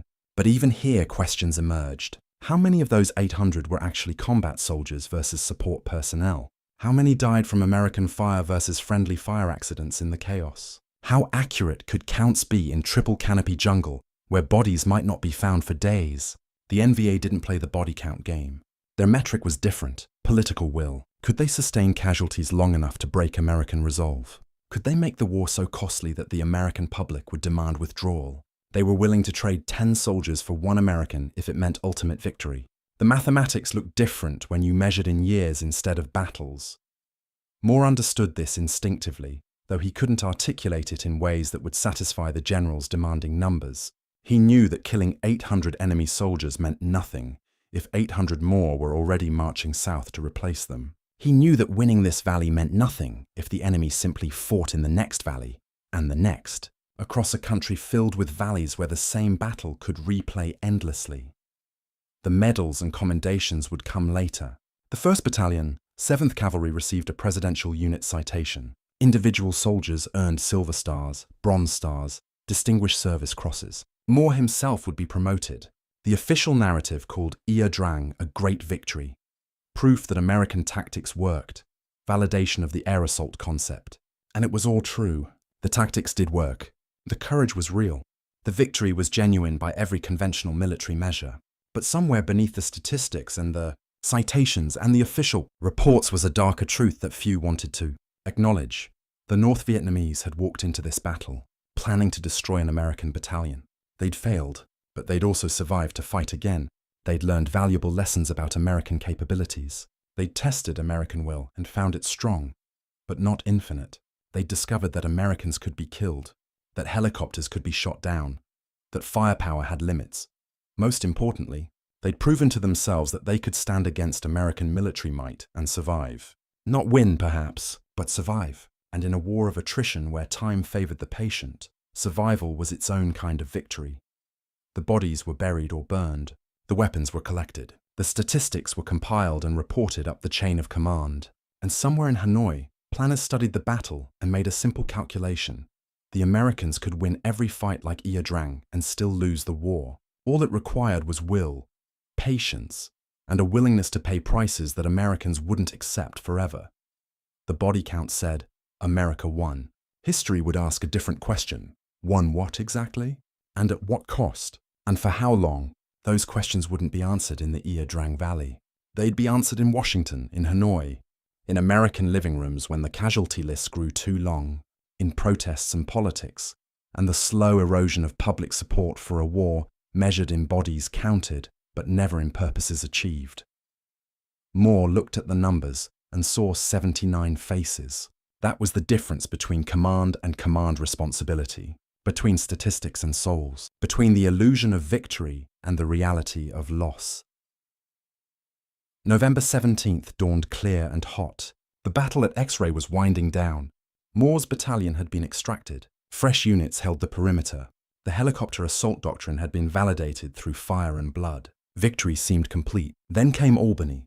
Lieutenant Colonel Robert McDade commanded the 2nd Battalion, 7th Cavalry. His orders were straightforward. March overland from X-Ray to landing zone Albany, about 2 miles north. Secure the new LZ, prepare for extraction. A routine movement, a simple mission. The kind of operation the battalion had executed dozens of times in training.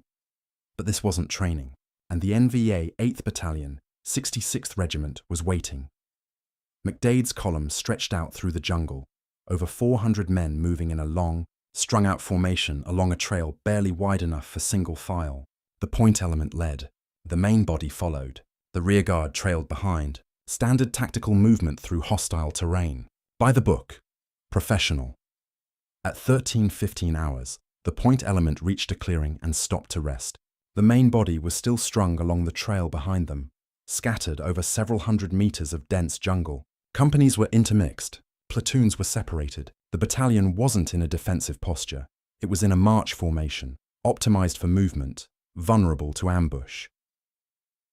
The NVA had watched them come, had positioned themselves in a horseshoe along both sides of the trail, had waited with the patience of hunters who know their prey is walking into the trap.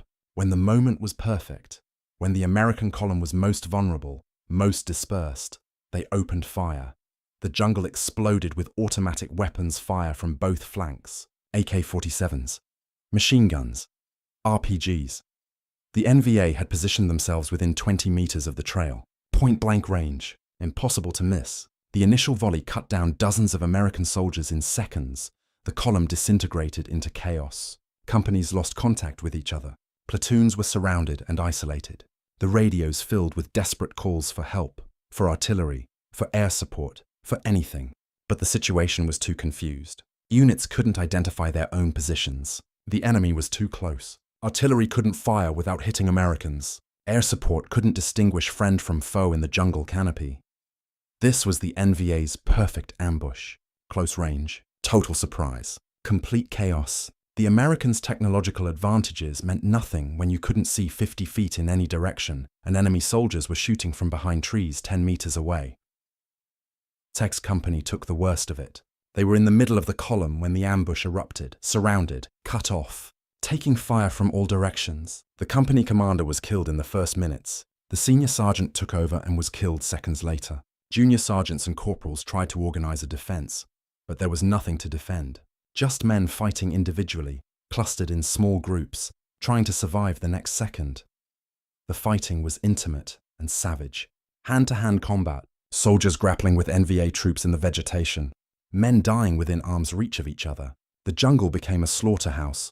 No front lines, no perimeter, just a confused melee where death came from any direction. Some American units managed to establish small defensive positions. They fought back with desperate courage, creating tiny islands of resistance in the chaos. But they were isolated from each other, unable to support one another, fighting separate battles in the same nightmare. The NVA moved through the American column methodically, destroying it piece by piece. They'd rehearsed this, practiced it. They knew exactly how to execute a trail ambush against a strung-out formation. Target the leaders first, officers and radio operators, identifiable by their maps and antennas. Then systematically eliminate the survivors. No mercy, no prisoners, complete annihilation. McDade tried desperately to regain control, but his command element was taking heavy fire. His radio operators were being killed or wounded. Communications were breaking down. He couldn't see most of his battalion, couldn't coordinate a response, couldn't call in effective fire support because he didn't know where his own men were. Artillery finally did fire. 105mm shells crashing into the jungle based on best estimates of enemy positions. Some rounds landed on NVA soldiers, others landed on Americans. In the chaos, there was no way to know which was which. The price of calling for help when the enemy was inside your perimeter. A relief force from X-ray tried to fight through. They made it maybe 300 meters before running into their own ambush. The NVA had anticipated the rescue attempt and positioned blocking forces. The relief column bogged down, taking casualties, unable to reach the trapped battalion. The battle raged for hours. By late afternoon, the shooting had diminished to sporadic firefights as both sides exhausted themselves. The NVA began to withdraw, fading back into the jungle, leaving behind a scene of almost incomprehensible carnage. When the survivors finally consolidated and counting began, the numbers were devastating. 155 Americans killed, 124 wounded, nearly 70% casualties. Companies that had entered the march at full strength were reduced to a handful of survivors. C Company was almost completely destroyed.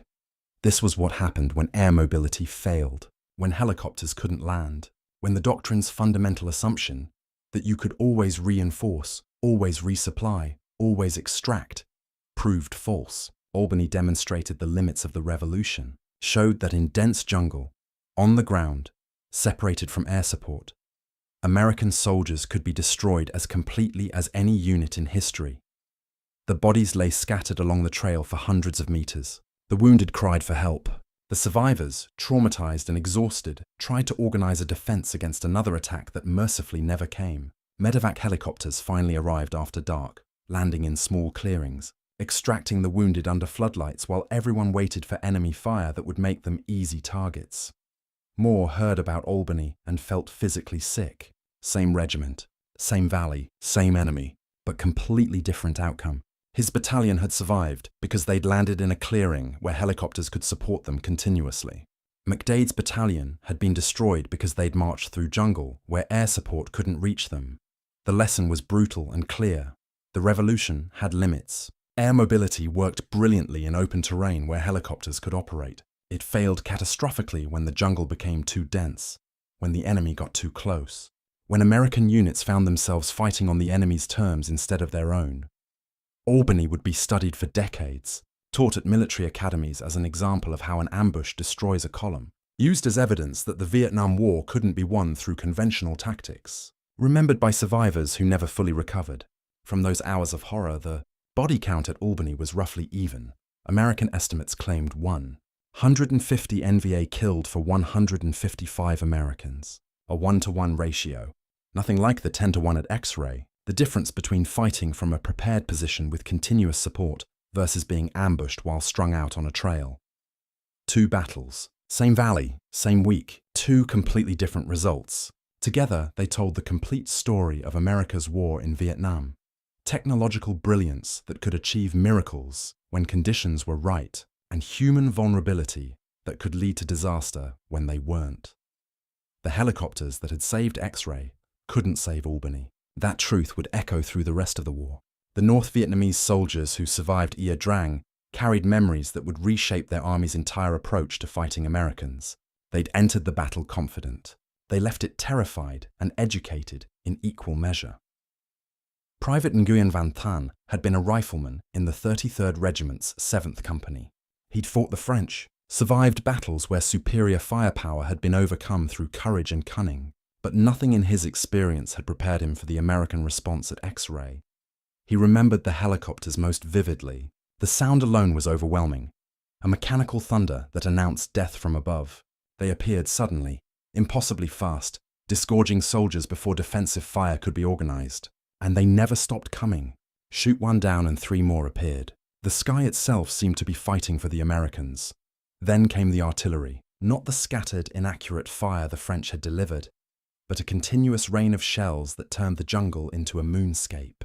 Than's company had taken cover in bunkers they'd dug over weeks. The bunkers saved some men. Others were buried alive when direct hits collapsed the overhead protection. The concussion from near misses burst eardrums, caused internal bleeding, left men stumbling and disoriented. The napalm was worse than death. Thang watched it consume his squad leader. A veteran who'd fought for a decade, survived countless battles, only to die screaming as liquid fire melted through his uniform and skin. The smell never left. Months later, Than would wake in the middle of the night, smelling burning flesh that wasn't there. But what haunted him most was the relentlessness. The Americans never ran out of ammunition, never seemed to tire, never stopped bringing in reinforcements. The NVA doctrine assumed that isolated enemy forces would eventually exhaust their supplies, become desperate, make mistakes. But the helicopters eliminated that assumption. The Americans grew stronger by the hour, while the NVA grew weaker. Senior Lieutenant Nguyen Hu An commanded elements of the 66th Regiment during the battle. A professional officer trained in conventional military tactics, he'd entered Ia Drang confident that superior numbers and knowledge of terrain would prevail. He left with a drastically revised understanding of American capabilities. The coordination impressed him most. How quickly the Americans adjusted their tactics. How seamlessly artillery, air support, and infantry worked together. The NVA had numbers and courage. The Americans had systems. When one approach failed, they immediately tried another. When fire support couldn't be brought to bear, they adapted their defensive positions. They learned in real time, adjusted faster than any enemy and had fought before. He'd lost perhaps 400 men from his regiment, not all dead, many wounded severely enough to be combat ineffective. Entire platoons simply ceased to exist. Companies that had entered battle at full strength limped away with 30 or 40 survivors. The casualty ratios were appalling by any military standard, but an understood something the Americans didn't fully grasp yet. The NVA could replace those losses. Recruits were already training in the north. Within 2 months, his regiment would be back to full strength with fresh soldiers. The Americans would face the same unit again, reconstituted, informed by the lessons of Ia Drang, ready to apply new tactics. The after-action sessions in NVA camps were brutally honest. Officers and soldiers discussed what had worked and what had failed. The consensus was clear. Never fight the Americans in open terrain where their firepower could be fully employed. Never mass for large assaults. The artillery and airstrikes made that suicidal. Never stay in one place long enough for them to coordinate combined arms. New tactics emerged from these discussions. Grab them by the belt became gospel. Get so close that American fire support became impossible. Fight at night when their technological advantages diminished. Use the jungle's density to neutralize their mobility. Attack and fade. Ambush and withdraw. Never give them a target their systems could destroy. The doctrine evolved to accept casualties that would horrify Western armies. 10-to-1 kill ratios were acceptable if they achieved strategic objectives. The calculus was different when you measured success in years instead of battles. If losing 10 soldiers eventually broke American political will to continue the war, then those 10 soldiers' deaths advanced the cause. Some NVA soldiers broke psychologically from Ia Drang. They'd seen too much. The mechanized slaughter, the impersonal efficiency of American firepower, friends vaporized by bombs, comrades burned by napalm. The lucky ones died instantly. The unlucky ones screamed for hours before dying or being evacuated to primitive field hospitals where medicine was scarce and pain relief scarcer. But most soldiers absorbed the trauma and continued. Political officers reinforced the message. This is a war of liberation. The Americans are invaders. They have superior weapons but inferior will. They'll leave eventually because this isn't their home. Every battle, every casualty brings that day closer. Your sacrifice means something. The message resonated because it was partially true. The Americans did have superior technology. They could win every tactical engagement, but they were fighting 10,000 miles from home for reasons most of their soldiers couldn't clearly articulate. The North Vietnamese were fighting for soil their ancestors had died defending for centuries. That difference mattered psychologically. Respect for American firepower became absolute. NVA soldiers learned to fear the helicopters, the artillery, the fighter bombers. But fear didn't mean capitulation. It meant adaptation. Dig deeper bunkers. Move faster after attacks. Never cluster in groups larger than a squad. Disperse. Camouflage. Disappear into terrain the Americans couldn't dominate with machines. The psychological impact went both ways. American soldiers gained confidence from Ia Drang. They'd faced a determined enemy and prevailed. But NVA soldiers gained something more valuable. Knowledge. They learned exactly how the Americans fought, learned the weaknesses beneath the technological superiority, learned that courage and patience could overcome firepower if applied correctly. Senior commanders in Hanoi studied the battle reports and made strategic calculations. The Americans could probably win any set-piece battle. Their mobility and firepower made conventional military victory nearly impossible for the NVA. But conventional military victory wasn't the goal. The goal was to make the war so costly, so prolonged, so seemingly endless that American domestic support would collapse. Ia Drang proved this strategy was viable. Yes, the NVA had lost heavily, but they'd survived. They'd inflicted casualties. They'd demonstrated that American soldiers could be killed, that the technological marvel of air assault had limits, that determination could resist the most modern military force on Earth. The psychological warfare shifted after Ia Drang. NVA propaganda didn't deny the losses. Instead, it emphasized that the Americans had needed overwhelming firepower to barely survive, emphasized that every American death would eventually break their will, emphasized that time favored the patient, and the Vietnamese had fought foreign invaders for 1,000 years. They could fight for 1,000 more. For the soldiers who'd survived the battle, the memories became both trauma and education. They'd looked into the face of American military might and lived to tell about it. They'd learned to fear the machines but not the men operating them. They'd discovered that the jungle remained the great equalizer, that in dense vegetation, at night, at close range, courage mattered more than technology. These lessons would inform every subsequent battle. The NVA would never again fight the way they'd fought at X-Ray, massed assaults against prepared positions. Instead, they'd adopt the tactics that worked at Albany.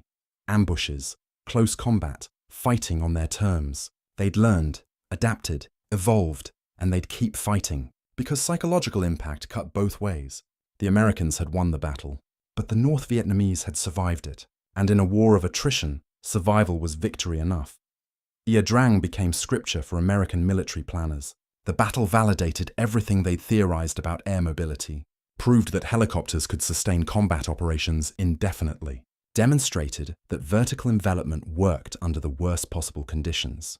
The 1st Cavalry Division's performance became the template for how America would fight in Vietnam. Within months, every major operation incorporated helicopter assault as its primary maneuver element. Search and destroy missions launched from the sky, fire-based construction supported by aerial logistics, medical evacuation that saved thousands of lives. The Huey's distinctive rotor sound became synonymous with American presence, both salvation and threat depending on which side you fought for. The Pentagon embraced the doctrine enthusiastically. Here was proof that American innovation and firepower could overcome any enemy. Here was a way to leverage technological superiority into battlefield dominance. The kill ratios at X-ray, 10-1, perhaps higher, suggested that attrition warfare could work if prosecuted aggressively enough. Orders flowed down from Saigon to divisions across South Vietnam. Find the enemy, fix them in place, destroy them with combined arms firepower, then move to the next battle. Keep the pressure constant. Never let the enemy rest, regroup, or rebuild. The Americans had mobility and firepower. Use them relentlessly. The strategy had an elegant logic. The NVA couldn't match American firepower. They couldn't sustain the casualty rates indefinitely. Eventually, the theory went, they'd run out of soldiers, run out of will, sue for peace, or simply collapse. It was mathematics. Brutal, simple mathematics. But the strategy contained a fundamental flaw that Ia Drang had actually revealed, though few recognized it at the time. You could win every battle and still lose the war. You could count bodies until the numbers lost meaning. You could control territory during the day and lose it at night. You could achieve tactical brilliance while strategic victory remained perpetually out of reach. The North Vietnamese understood this better than the Americans. They'd studied revolutionary warfare. They knew that guerrilla forces don't win by conquering territory or destroying armies. They win by not losing, by surviving, by making the war so costly and prolonged that the enemy's political will collapses before the guerrillas' military capacity does. Ia Drang taught them how to survive American firepower. Don't mass. Don't give them targets. Fight at close range where artillery and air support can't be used safely. Attack and fade. Ambush and withdraw. Accept casualties that would horrify Western armies. Replace losses faster than the enemy can inflict them. Make every American victory Pyrrhic. Achieved at costs that domestic support can't sustain indefinitely. The template established at Ia Drang: helicopter assault, search and destroy, body. Count metrics became institutionalized across the American military in Vietnam. Every operation followed the pattern: fly in, find the enemy, fight, count the bodies, fly out, repeat. The tactics were brilliant, the soldiers were courageous, the execution was often flawless, but strategic progress remained elusive. The enemy couldn't be destroyed because they wouldn't stand and fight except when advantageous. They couldn't be isolated because the Ho Chi Minh Trail continued flowing with replacements and supplies. They couldn't be demoralized because they were fighting for fundamentally different stakes than the Americans were. The helicopter became both symbol and reality of America's approach, technological solution to tactical problems, magnificent machine that gave unprecedented mobility and firepower, but also a crutch, an assumption that air power could solve problems that were ultimately political and psychological rather than military. Bases proliferated across South Vietnam, each one supplied by helicopter, each one requiring security, each one drawing resources from the mobile operations that were supposed to find and destroy the enemy. The tail grew to support the tooth. Logistics consumed more effort than combat. The ratio of support troops to combat troops expanded to levels unprecedented in American military history. And still the enemy persisted. After Ia Drang, the NVA and Viet Cong didn't surrender or collapse. They adapted, learned, changed tactics, dug deeper tunnels, built more extensive supply networks, accepted casualties, and continued fighting. The body counts kept rising on both sides, but the strategic situation barely changed. By 1968, just 3 years after Ia Drang, the pattern was clear.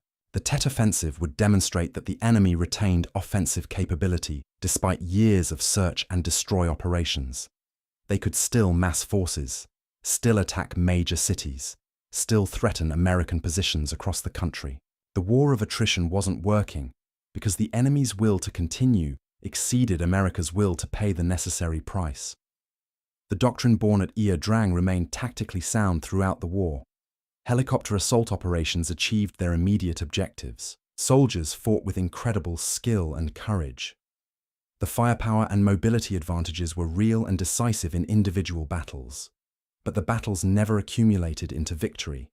Each one was separate, discrete, unconnected to strategic progress.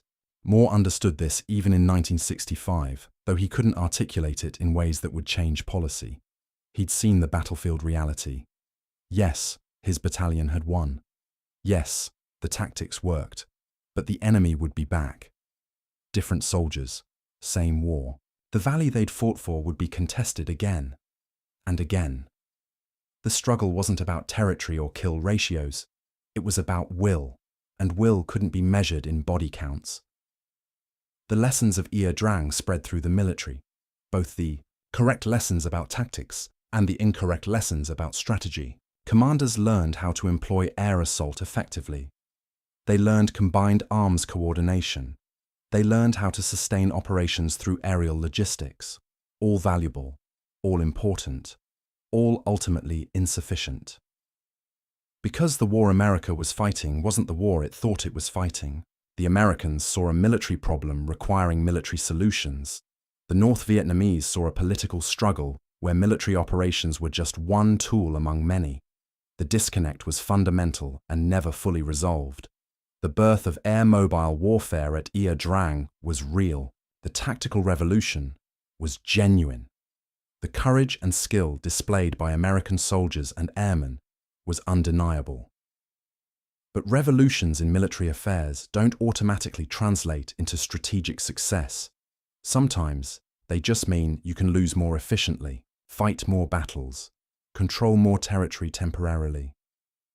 All while the fundamental dynamic, political will versus military capacity, remains unchanged.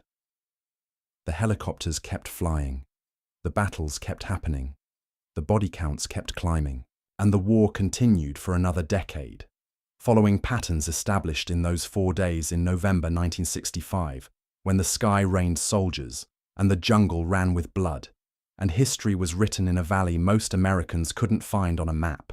Ia Drang proved that air assault worked, but it couldn't prove that working tactics would produce winning strategy. That lesson would take years and 58,000 American lives to fully learn. The birth was magnificent, the legacy was complicated, and the war went on.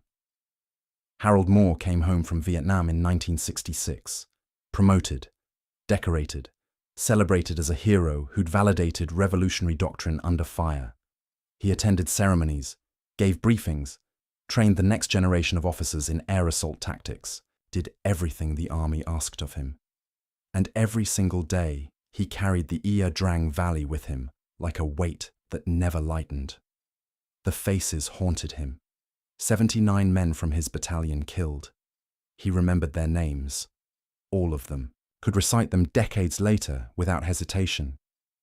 Second Lieutenant Henry Herrick, Sergeant Ernie Savage's men who died in the lost platoon, the young private from Kansas who'd been shaking in his foxhole that terrible night, the door gunner who'd kept firing even after taking a round through the shoulder.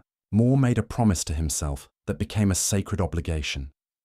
He would remember them, all of them, would visit their families when possible, would attend reunions of survivors, would ensure that their sacrifice wasn't forgotten in the larger narrative of a war that America seemed desperate to forget. In 1992, Moore co-authored a book with journalist Joe Galloway, who'd been at X-Ray as a UPI correspondent and had fought alongside the soldiers he was covering.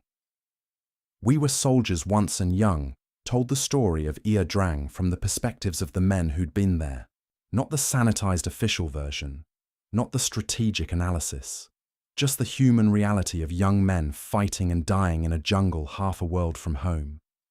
The book became a testament, a memorial in words.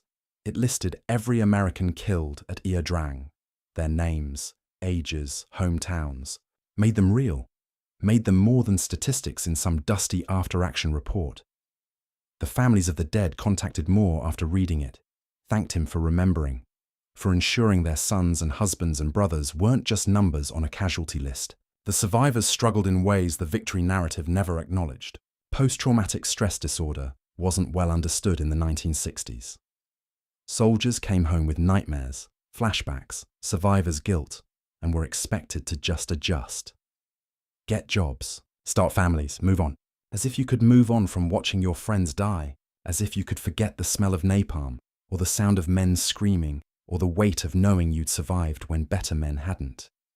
Some managed, built lives, raised children, found purpose. They carried Ia Drang with them always, but they carried it without being crushed by it. Others weren't so fortunate. Divorce, addiction, homelessness, suicide. The casualties didn't end when the shooting stopped. Some men died years later from wounds that weren't physical but were just as fatal. The reunions became sacred gatherings. Survivors of X-ray and Albany met annually, then less frequently as age and health permitted. They'd drink together, tell stories, remember the friends who weren't there. The conversations had a quality that outsiders couldn't fully understand. Shorthand references to moments that had defined their lives. Shared experiences too intense to explain to anyone who hadn't been there.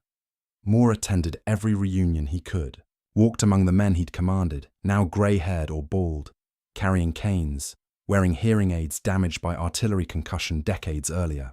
He'd shake hands, embrace them, listen to their stories.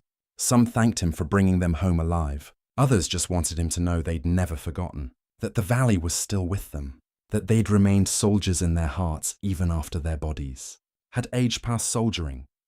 The memorial at the Infantry Museum at Fort Benning included a granite wall listing every American who died at Ia Drang.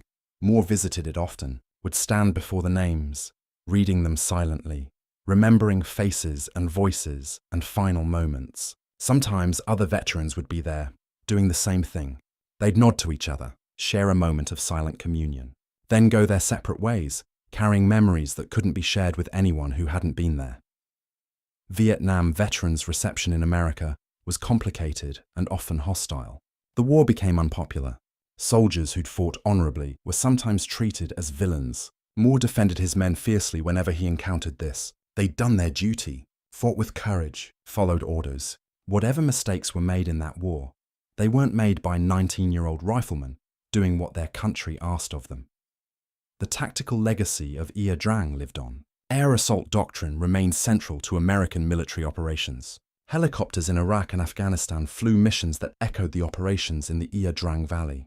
The lessons learned in 1965 informed operations 50 years later. The revolution was real and lasting, but the human cost was also real and lasting.